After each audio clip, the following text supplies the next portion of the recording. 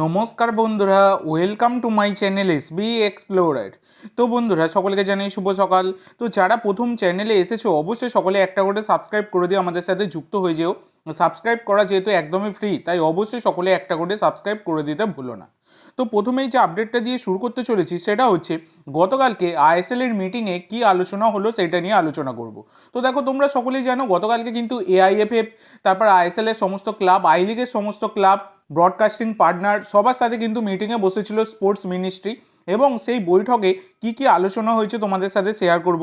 তো সেখানে রঞ্জিত বাজাজ তিনিও উপস্থিত ছিলেন। তিনি জানিয়েছেন যে যেহেতু আইএসএল দেশের টপ টায়ার লিগ, তাই আইএসএলকে এআইএফএফ এর আন্ডারেই রাখা উচিত, ইপিএল এর মতো। এটা রঞ্জিত বাজাজ বলেছেন। সেখানে বিনয় চোপড়া রঞ্জিত বাজাজকে ঝেড়ে দিয়েছেন। তিনি বলেছেন যে ইপিএল, ইংলিশ ফুটবল ফেডারেশন, তারা কিন্তু ওন করে না। সেখানে কিন্তু ইপিএল এর যে ক্লাব রয়েছে তারাই কিন্তু সেই লিগকে ওন করে। সেক্ষেত্রে আইএসএলেরও এইরকমই করা উচিত, আইএসএল এর ক্লাবগুলোরই ওন করা উচিত।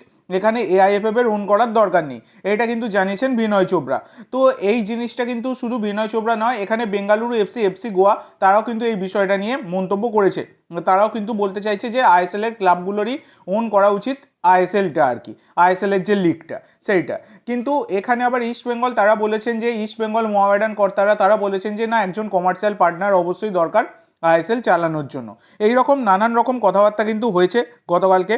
মানে ইংলিশ প্রিমিয়ার লিগে যে সমস্ত ক্লাবগুলো খেলে তারাই কিন্তু ইপিএলকে ওন করে, ইংলিশ ফুটবল ফেডারেশন কিন্তু ওন করে না। তো এই রকম মডেল চাইছে কিন্তু মোহনবাগান, যে ইপিএল এর মতো মডেলেই হোক আইএসএল।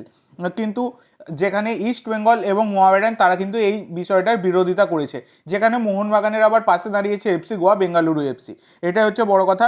এর পরবর্তী যেটা তোমাদের সাথে শেয়ার করব এই বিষয়ে, সেটা হচ্ছে কালকে দেখো আলোচনায় কোনো রকম পজিটিভ সেভাবে কিছু বেরোয়নি, কোনো পজিটিভ আউটকাম বেরোয়নি যে কোনো একটা কমার্শিয়াল পার্টনার পেয়ে যাচ্ছে, এইরকম কিছু ব্যাপার কিন্তু বেরোয়নি। তো স্পোর্টস মিনিস্টার তিনি দাবি করেছেন যে এই মরশুমে আইএসএল থেকে শুরু করে ভারতের সমস্ত ফুটবল লিগ সেগুলো কিন্তু অর্গানাইজড হবে, কিন্তু এই বিষয়ে তিনি পিএম এর সাথে আলোচনা করবেন। এবং তিনি এইটাও আশ্বাস দিয়েছেন সমস্ত দলকেই, তারা যাতে দল একদমই পুরোপুরি রেডি রাখে, যখন তখন কিন্তু ঘোষণা হবে কিছু একটা।